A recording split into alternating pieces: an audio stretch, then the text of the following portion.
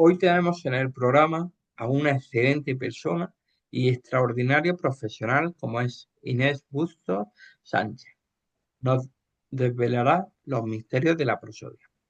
Para mí es todo un lujo estar contigo, amiga, en el Club de los Poetas Muertos. Pues yo estoy encantada de que me hayas invitado en esta ocasión. Hace tiempo que nos conocemos, tenemos una amistad y bueno, para mí es un placer compartir este tiempo que vamos a estar esta mañana juntos. Muchísimas gracias.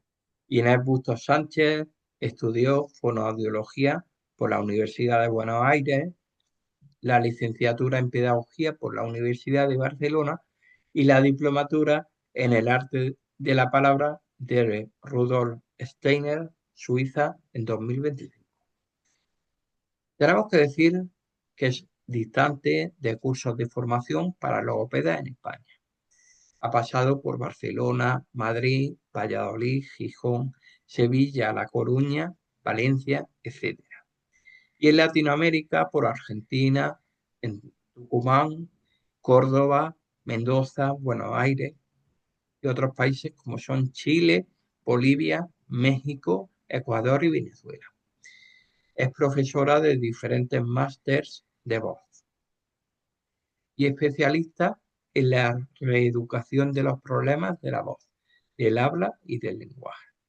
En cuanto a sus publicaciones históricas son Discriminación fonética y fonológica del año 1990 por CEPE, editorial CEPE, Fichas de lenguaje y lectura comprensiva, nivel 1, Fichas de lenguaje y lectura comprensiva, nivel 2, Fichas para el entrenamiento fonético, Discriminación auditiva y logopedia, libro y CD.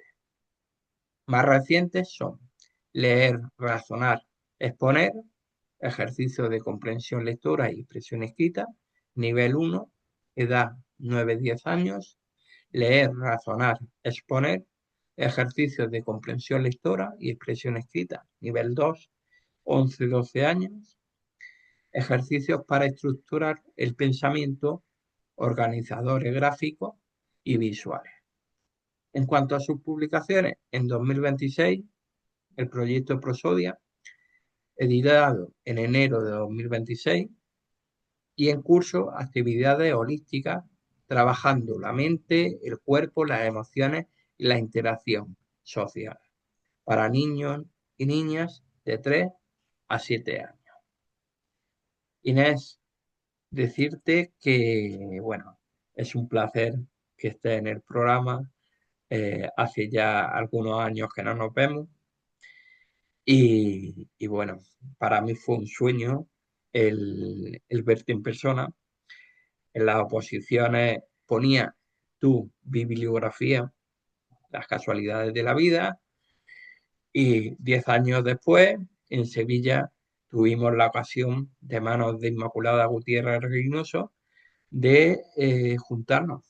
Yo fui a tu curso y para mí ese día fue uno de los días más importantes de mi vida. Caramba, no sabes lo orgullosa que me siento cuando dices esto, pero bueno, supongo que también se debe a que llevo 52 años en la profesión y que bueno, pues ha dado tiempo y margen a poder hacer muchas cosas y el hecho de escribir libros hace que llegue mucho a la gente, ¿no? O sea, tú puedes hacer un curso, pero cuando escribes un libro y que ese libro puede llegar a ser de utilidad y puede transformarse en un libro de referencia, pues para mí la mayor satisfacción, como tú me has dicho hace un ratito, es que una persona me diga, tengo tus libros, he leído tus libros. Esto ya para mí es un regalazo, ¿eh? Una satisfacción enorme. Para empezar esta charla, al fin y al cabo es una charla entre amigos, me gustaría preguntarte quién es Inés Bustos Sánchez como persona. Como persona.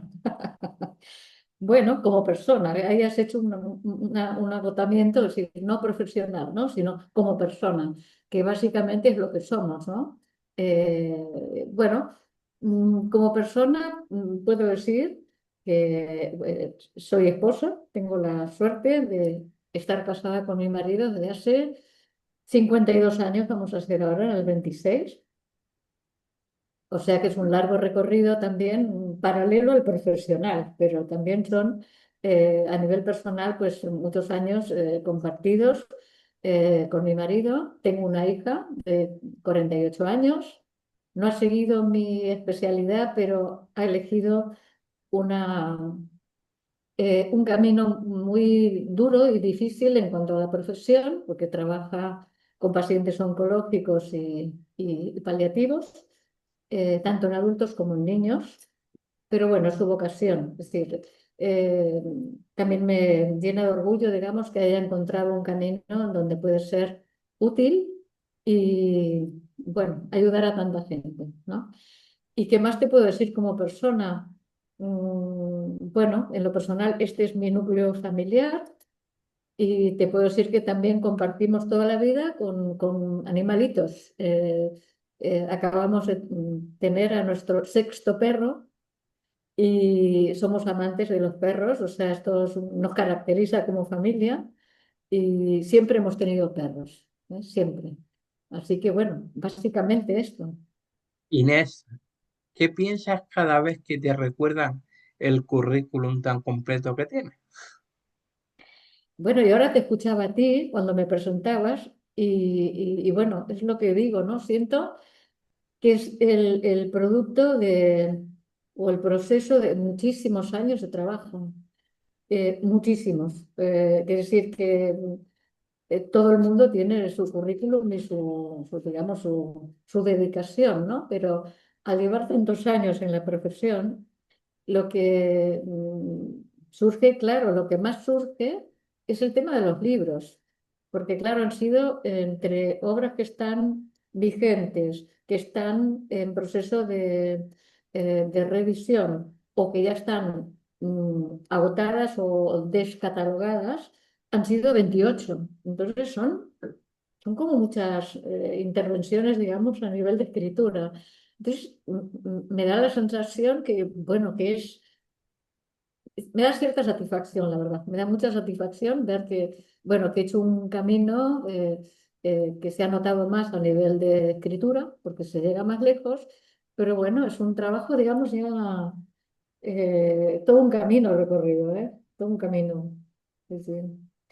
¿Y qué te llevó a estudiar la carrera de fonoaudiología? Bueno. Yo en Argentina, digamos, acabé los estudios de secundaria, eran otros planes de estudio en aquella época, con 18 años, ¿no? Y entonces, en ese momento, mis padres eran músicos, y entonces en mi casa la música era un continuo y permanente, ¿no? Porque aparte eran profesores de música, tenían alumnos en casa, o mi padre era director de banda, hacía arreglos musicales. Bueno, el tema de la música, y yo hice la carrera de piano, que acabé justo cuando acabé la secundaria. Entonces, en paralelo también había empezado a hacer canto.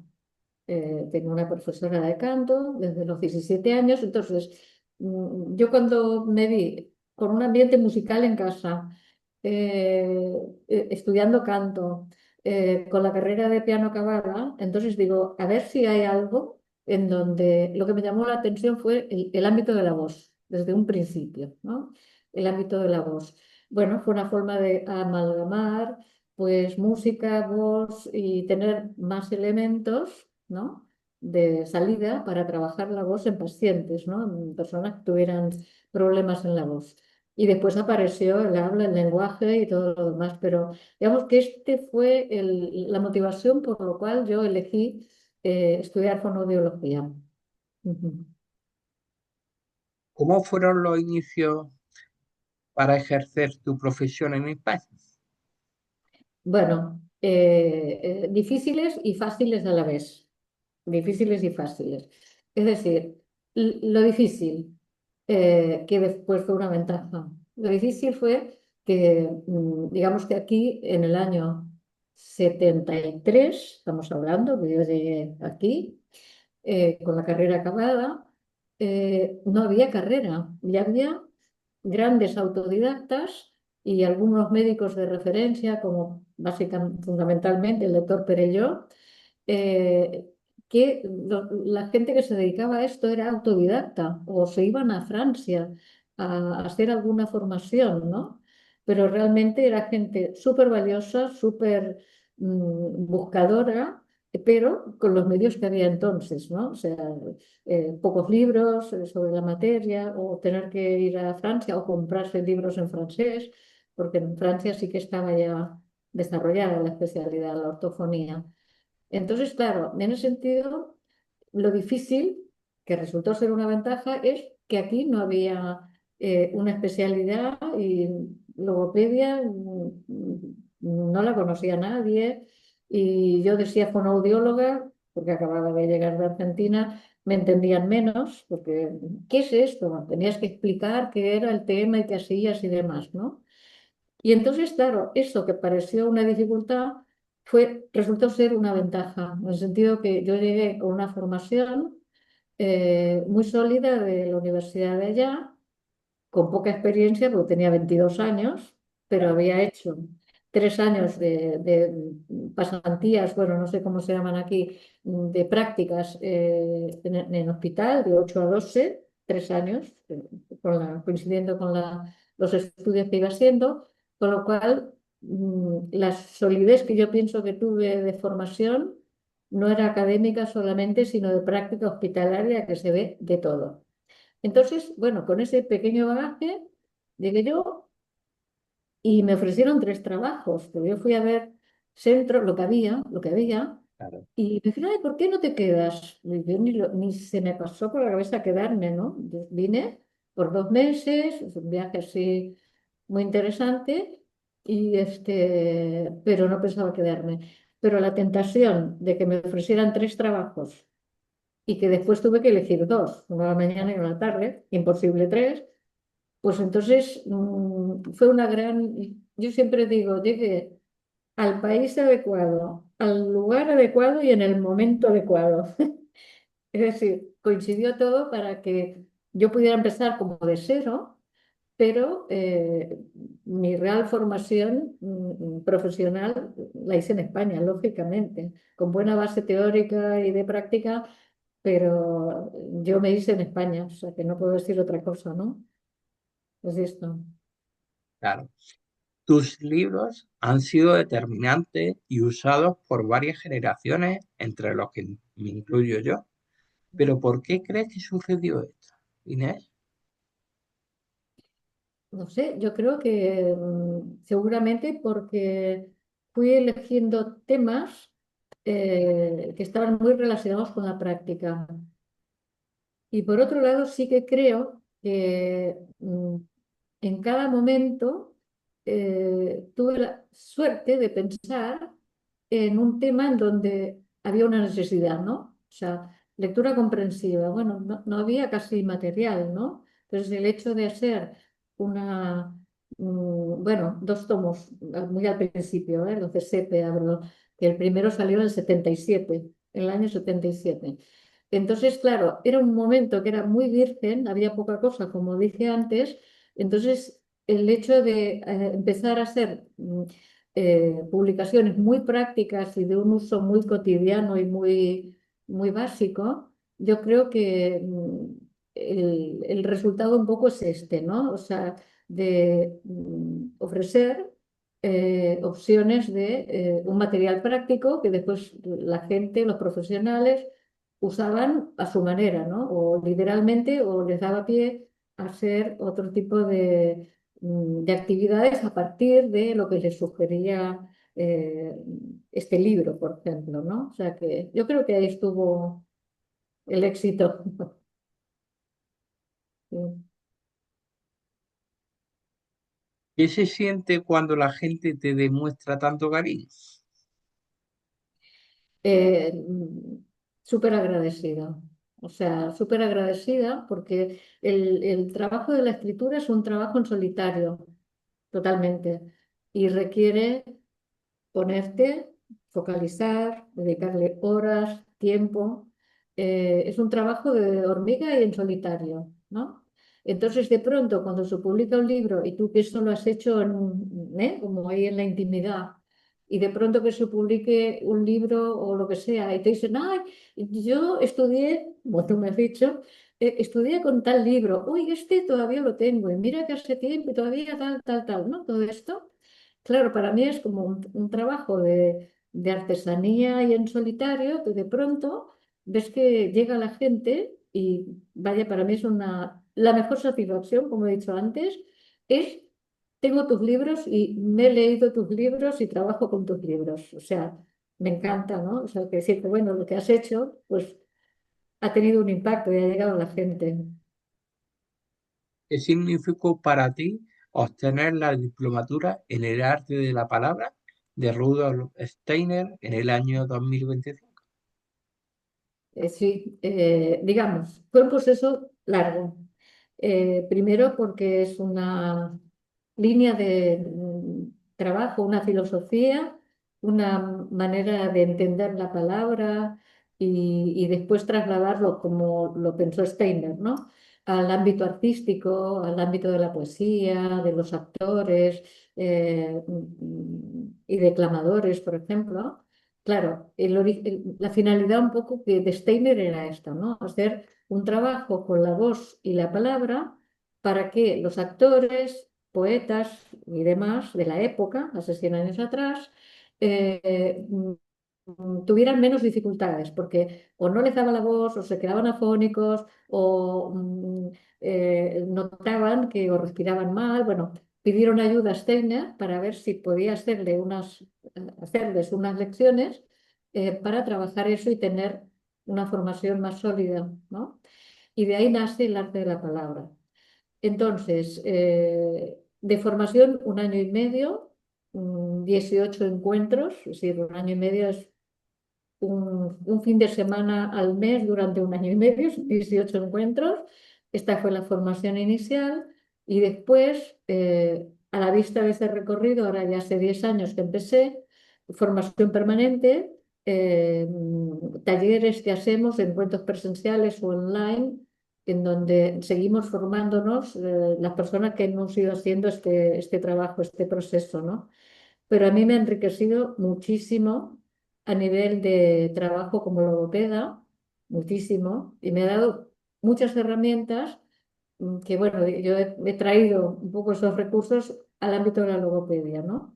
Para trabajar incluso con voz patológica, con tartamudez, o sea, bueno, he ido incorporando mi síntesis, ¿no? de lo que aprendí al ámbito de la logopedia, lo cual me ha enriquecido muchísimo, muchísimo.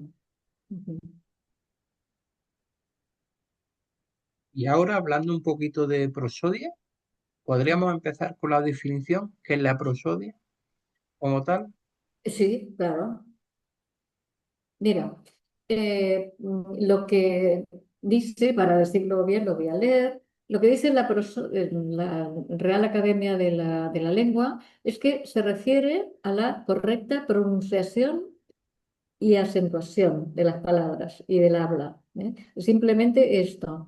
Pero bueno, podemos decir más fácilmente, como traducirlo, digamos, en que la prosodia implica pronunciar bien y acentuar bien, implica hacer cambios con la voz que le dan expresión al mensaje. Es decir, cambios de altura, me voy para arriba, desciendo los puntos, ¿no? De la frase en el final, o hago un aumento de intensidad para resaltar una cosa que pienso que es importante que el que oye, el que escucha, digamos, diga, ah, esto es importante, ¿no? Porque hay como una intensidad, un énfasis dado en esta palabra, por ejemplo.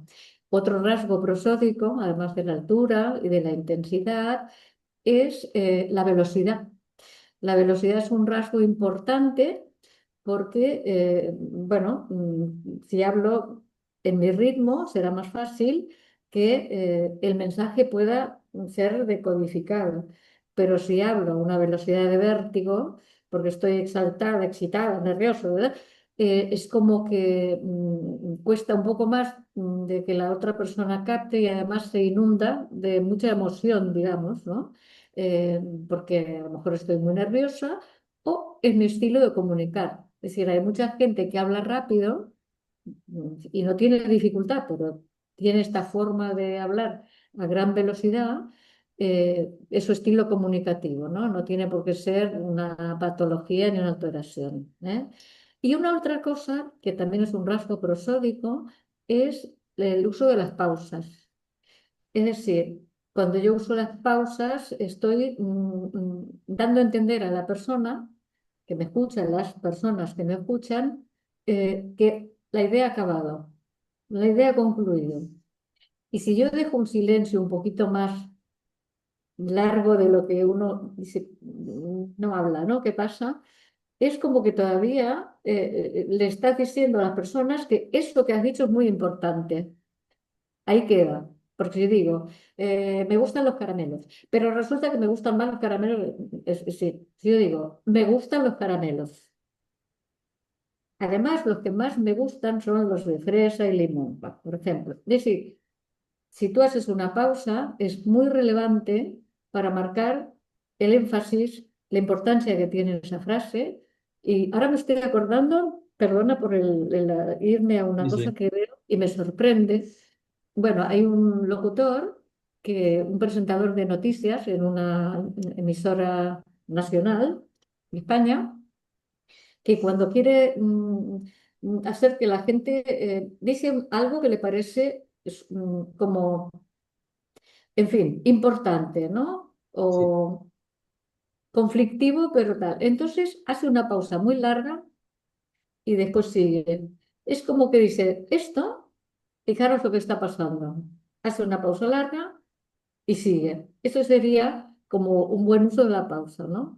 Es decir, es importante la altura, la intensidad para marcar rasgos expresivos, la velocidad con la que hablo y es importante el uso también de las pausas. Y estos serían los rasgos prosódicos. Claro. ¿Y qué importancia tiene la prosodia en la comunicación?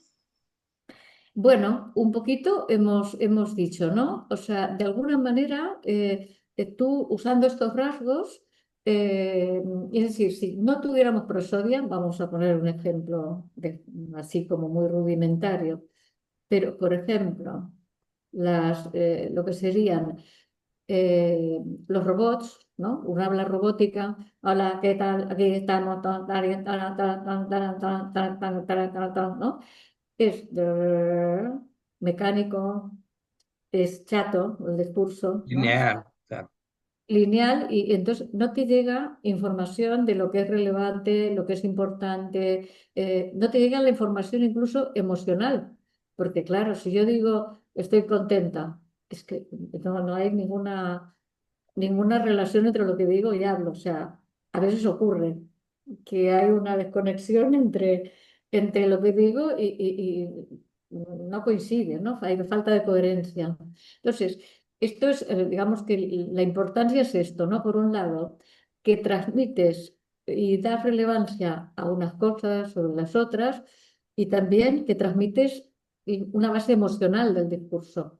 Mm, Básicamente, cuando hay emoción y estás hablando y te explicas traduciendo una emoción, hay unos cambios importantes de velocidad, de altura, de intensidad del lenguaje, digamos, ¿no? O sea, tiene una función como para dar significado a lo que estás hablando y también revela un componente emocional de la persona que está hablando, que es importante para que el otro te entienda mejor, ¿no? Un poquito es esto. Claro. ¿Qué papel desempeñaría en diferentes alteraciones de la comunicación? Ujú. Bueno, eh, vamos a ver.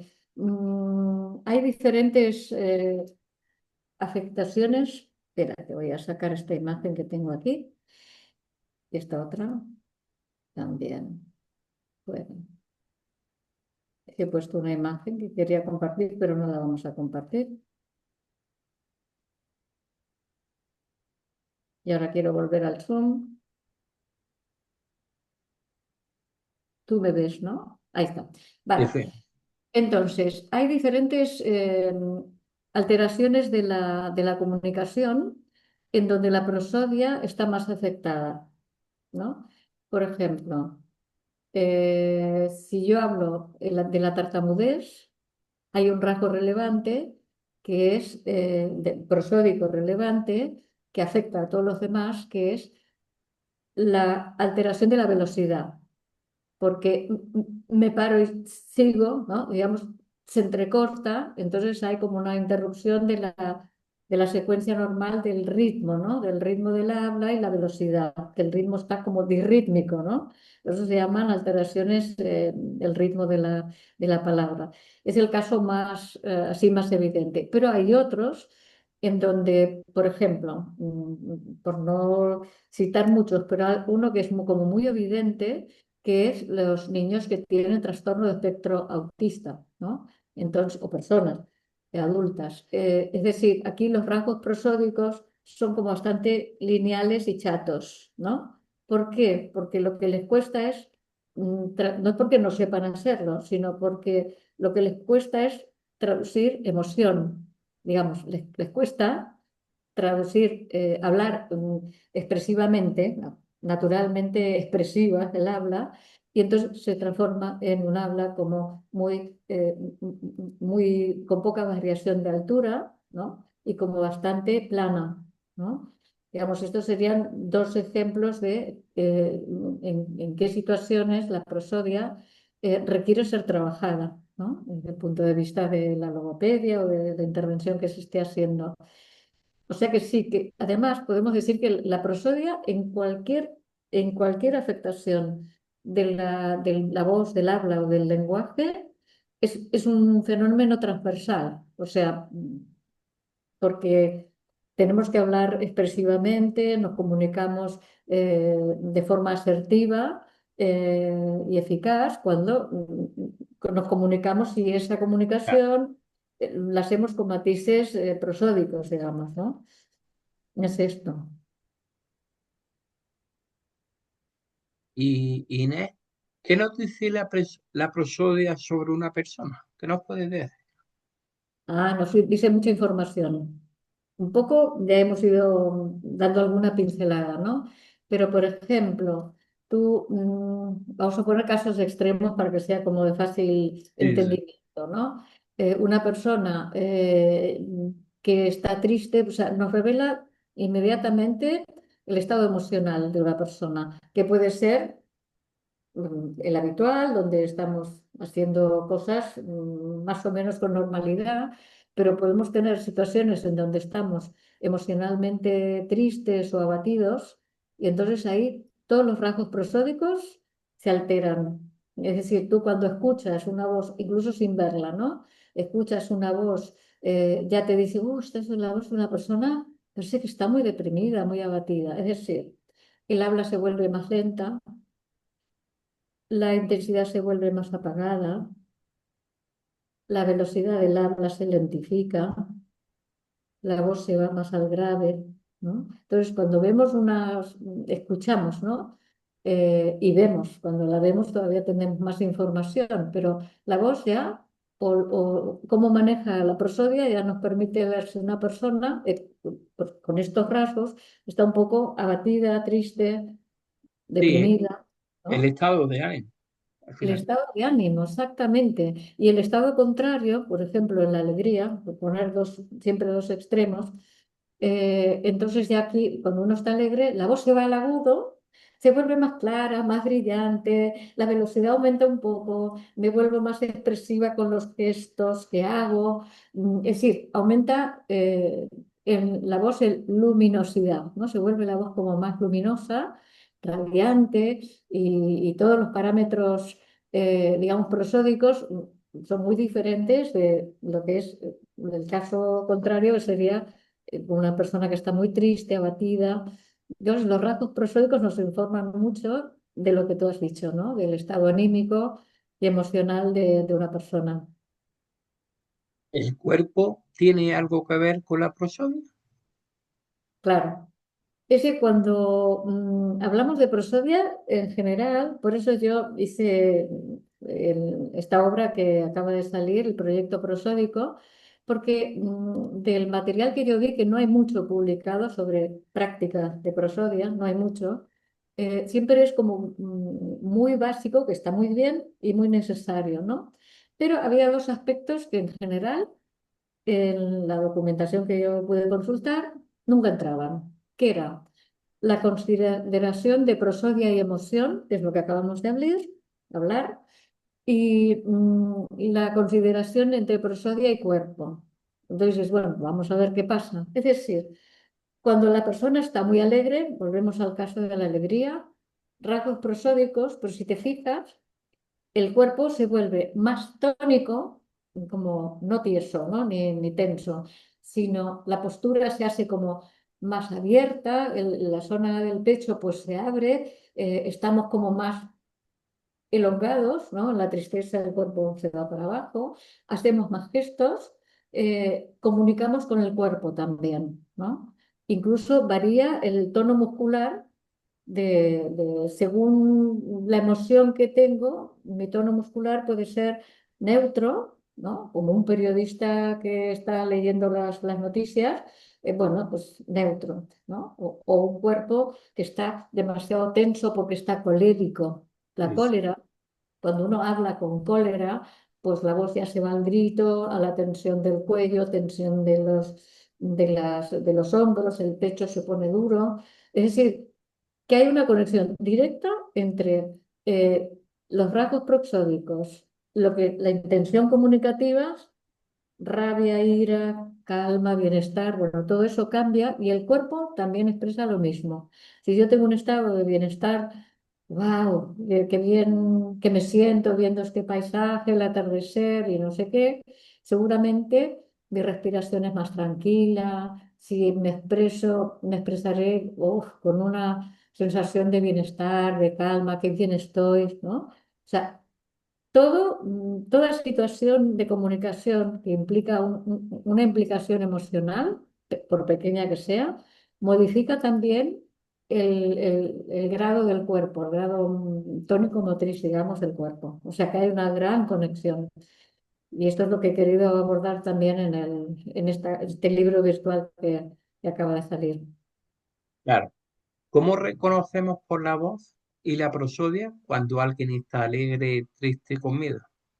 Eso es lo que dijimos antes, justamente los rasgos de la prosodia que varían. Entonces, ahora ya siendo un compendio más amplio, si alguien está alegre, los rasgos prosódicos son irradian luz, el cuerpo abierto, ahí está, es los rasgos solamente, no solamente de la voz, sino que el cuerpo se abre y se expande para expresar alegría.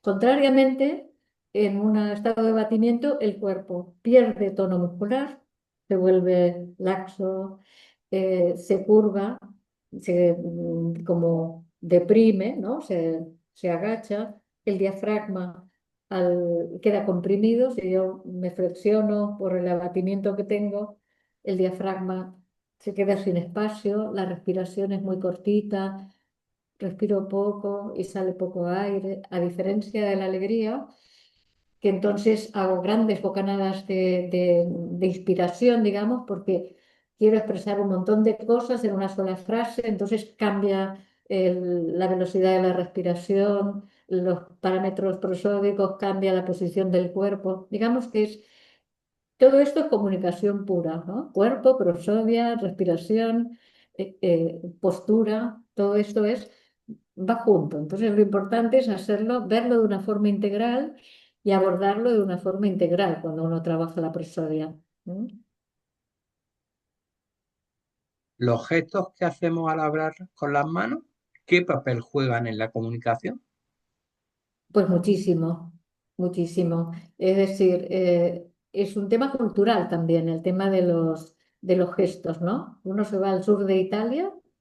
Tal, mordiendo, tal, están siempre hablando con las manos, ¿no? O sea, es un tema como muy cultural, con un caso así como muy clásico. Los italianos, sobre todo los del sur, hablan con mucha demencia y casi manejando gestos, ¿no? Muchísimo.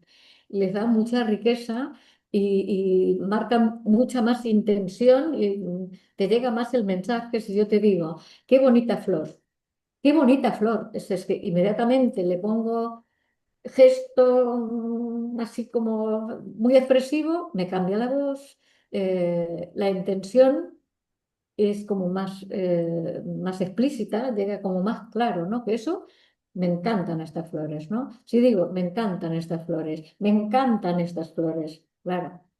Hay una diferencia abismal entre, no digo de usar unos gestos que ya serían muy reiterativos y Claro. no hace falta, pero de marcar, ya, vamos a ver un poquito, de marcar, usar pequeños gestos con las manos, hacer esta expresión o esto, ¿no? Cuando yo quiero marcar énfasis en algo, digo, y esto es así. Es distinto de decir, y esto es así.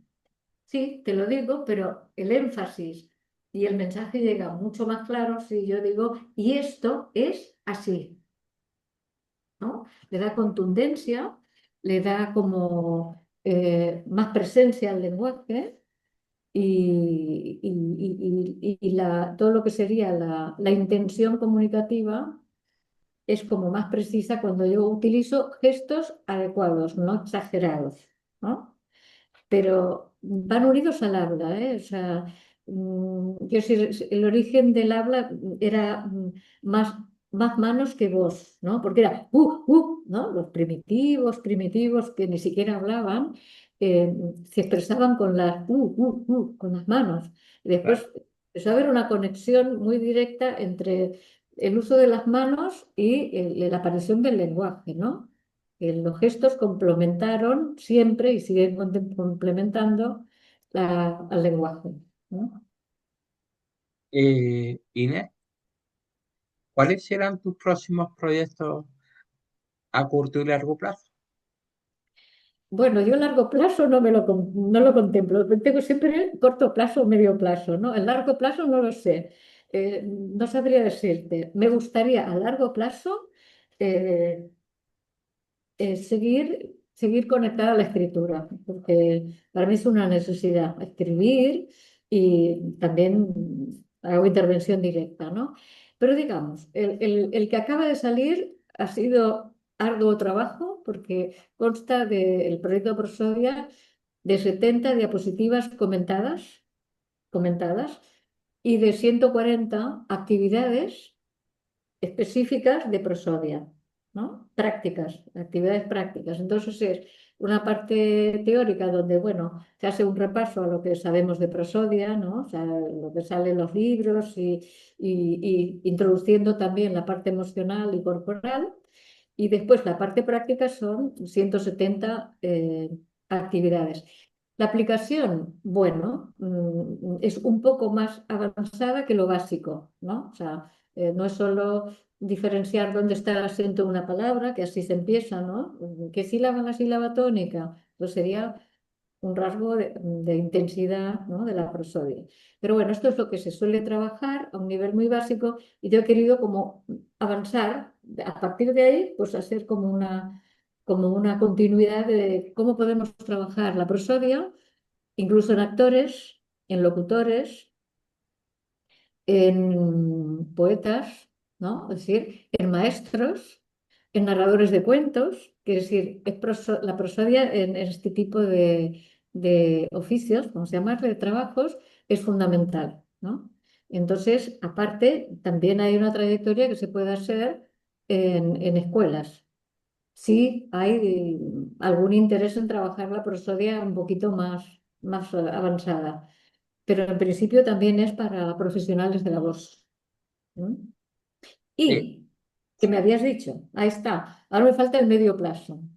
El medio plazo es decir, yo ahora estoy haciendo un libro que, virtual de momento y tengo la ilusión de que pues, se puede hacer en papel, pero las ediciones técnicas de libros son poco viables para una editorial, porque el libro técnico, vamos a llamarlo el nuestro, ¿no? No una novela. Las novelas, por suerte, hay algunas que tienen mucho éxito y pueden vivir los autores del dinero que les da las publicaciones, pero en nuestro caso no es así. Y las editoriales tienen que extremar mucho a ver qué van a publicar, qué tirada van a ser, cuánto se puede vender de eso. O sea que está difícil publicar un libro, para una editorial. Pero bueno, yo estoy trabajando en ello. Se llama Actividades Holísticas para niños y niñas de 3 a 7 años. Y esto es, bueno, es otro tema de conversación quizá para otro día, en otro Pero formato. ¿qué nos puedes anticipar de ese proyecto que estás Bueno, teniendo en trama? genial, genial que me des la oportunidad de avanzarlo. A ver, al decir actividades holísticas, quiere decir para niños de 3 a 7, si estos son actividades muy sencillas, muy sencillas. Entonces, son actividades que incluyen rimas, ¿no? De 2, 3 versitos máximo, quiere decir suficiente para trabajar un montón de cosas, un montón de cosas, ¿no? Entonces, cada bloque, por ejemplo, hay un bloque que es del desierto y hay 4 rimas de elementos que salen en el desierto, la arena, las palmeras, etcétera, ¿no? Los camellos, por ejemplo.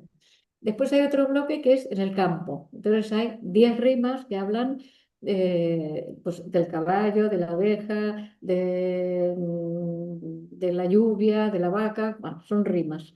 Después hay otro bloque que habla del mar. Entonces salen rimas, por ejemplo, de las algas, el viento que mueve las barcas, una tortuga que vive en el mar. Bueno, todos son rimas. Pero están introducidos cada bloque con un cuento breve en donde, si se habla del mar, salen esos personajes de las rimas en el cuentito. Es como si fuera el hilo conductor y después están las rimas. Y cada rima tiene una descripción de qué ámbitos trabaja, si el ámbito emocional, el ámbito de interacción con los otros niños, atención y memoria, bueno, todo eso, porque en cada rima se puede trabajar infinidad de cosas, poquito, pero con mucha intención. Entonces, actividades generales, actividades específicas y complementarias, de manera que de cada rima un maestro, por ejemplo, puede tener una muestra de para qué niños con qué problemáticas la puedo usar, que estoy trabajando en esta rima y si quiero darle mucho vuelo a cada rima, pues hay un montón de actividades propuestas, ¿no? Digamos, ahí estoy. Ahora estoy en este proyecto. Y en cuanto a cursos, ¿tienes así alguno previsto? Bueno, el curso, lo que dijimos al principio, está como complicado el curso presencial. A mí añoro cuando nos vimos, nos conocimos personalmente y con esto casi vino la pandemia un poco más tarde y se acabó. Nos cambió muchas cosas, o sea, la pandemia. Entonces, siempre tengo esta añoranza del contacto con directo, ¿no? De un curso con personas. Cursos, pues bueno, desde hablar de prosodia, de hablar de voz, o sea, hay muchos. En mi web, por cierto, tengo una sala de cursos. Ahora la tengo que actualizar, pero hay una serie de cursos que he ido haciendo y que siguen estando disponibles si surge, pero así concretamente no hay ninguno programado a un mes vista. Ojalá salieran opciones de hacer algún curso. ¿No?